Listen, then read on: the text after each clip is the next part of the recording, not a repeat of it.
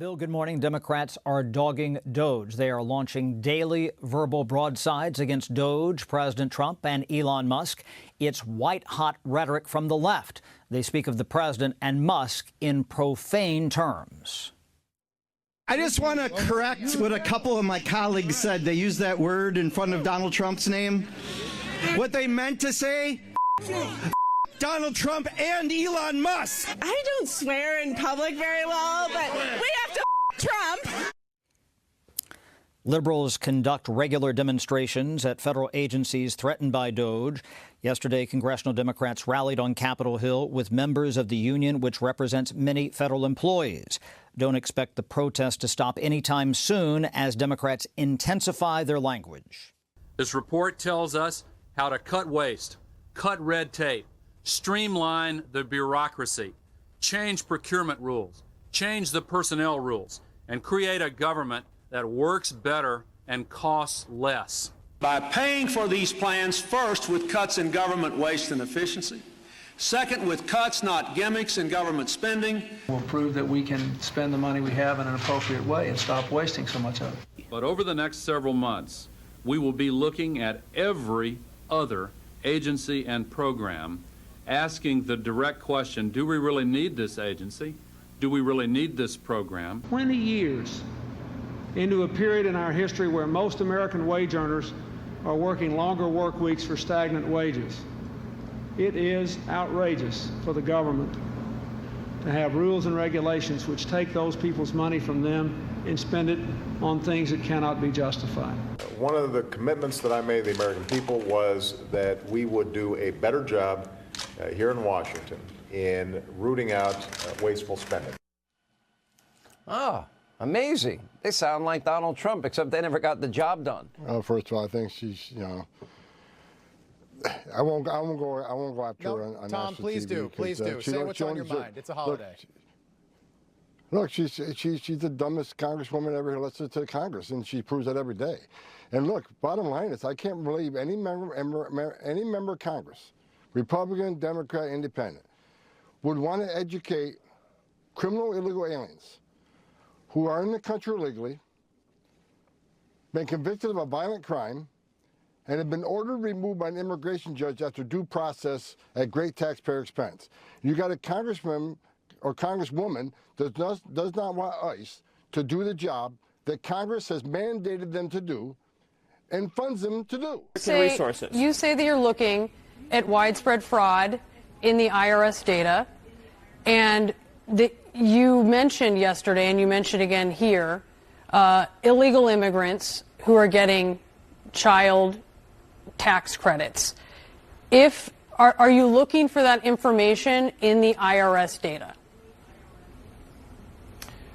Anytime a crime is committed, of course there should be an investigation. Is it your position that if somebody who is Stephen, here are you looking for that information information in the IRS data? The federal government will find every illegal alien who is stealing American taxpayer dollars. And that is what Americans expect to happen. I don't even fathom the premise of your question. It's a simple question. Will you find that information in the IRS data and share that with law enforcement? If IRS investigators find illegal aliens stealing taxpayer money, of course they'll be referred to ICE. Of course they'll be referred to Homeland Security investigations. Of course it will be. Surely your position is not that we should let illegal aliens steal taxpayer dollars. Again, you want to talk about something to be upset about, that's it. What do you think? The millions of illegal aliens who've also stolen Social Security. Illegal aliens in mass have fake Social Security numbers. They have fake identities. Those are felonies.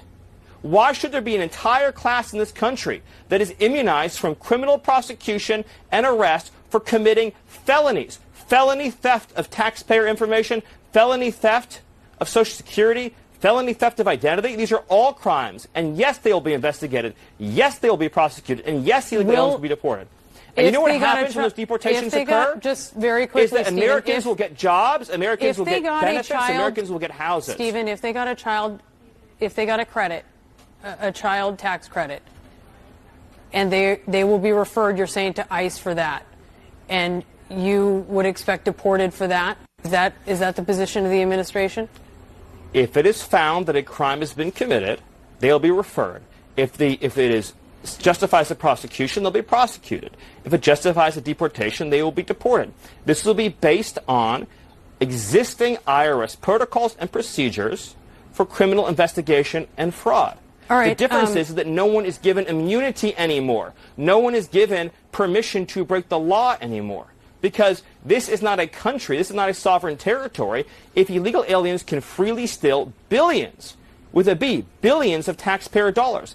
And I would have to imagine that CNN, which is endlessly talked about the importance of democracy and the rule of law, would say that no class in this country should be above the law, least of all illegal aliens who've trespassed on our territory. No, Stephen, I'm just asking, I wanted to get your position on some things. We're not taking a position here. We wanted to get some Mayor Adams, why don't you take questions from the press? Just make a pad for us, that's all.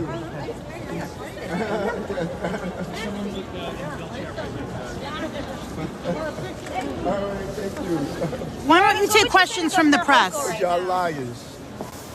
What are we lying about exactly? Yeah, what are we lying about exactly? The governor has to make a decision to do something or not do something that has not been done in 235 years is because there was a double standard used on Eric Adams' case. I do not believe that he should have gotten a pardon, but I believe that Donald Trump has been inconsistent. He didn't get a pardon. The case was never adjudicated.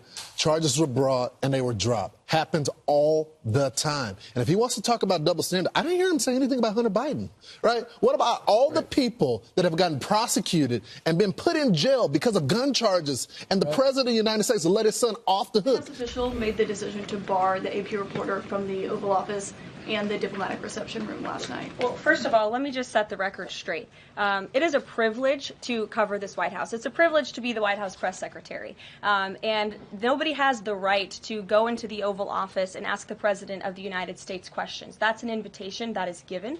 And there are hundreds of outlets on this campus, many of you in this room who don't have the privilege of being part of that pool every single day and getting to ask the President questions. We reserve the right to decide who gets to go into the Oval Office, and you all have credentials to be here, including the Associated Press, who is in this briefing room today. But isn't it retaliatory in nature is the argument, because there's a reason that the AP was barred, which they said was because they're not using the phrase Gulf of America, they're using Gulf of Mexico in line with their standards.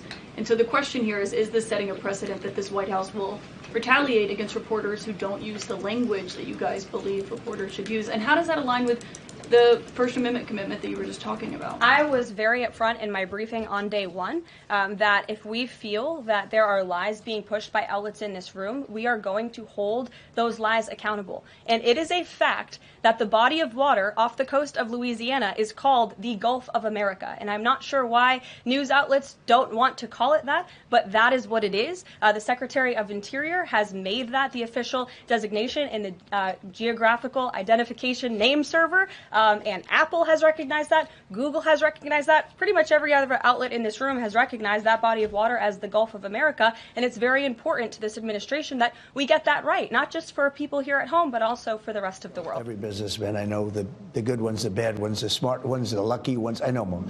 This guy's he's a brilliant guy. He's a great guy. He's got tremendous imagination and scientific imagination, far beyond, you keep talking about a technologist and all, but you're much more than a technologist. You are that. But he's also a good person. He's a very good person, and he wants to see the country do well. And I know a lot of great business people, really great business people, but, they're not really, in some cases, very good people. And I know people that would try and take advantage of the situation. This guy's somebody that really cares for the country, and I saw that very early on. I saw it really a long time ago when I got to know him. He's a very different kind of a character. That's why, who loves him? Young people that are very smart and that love the country.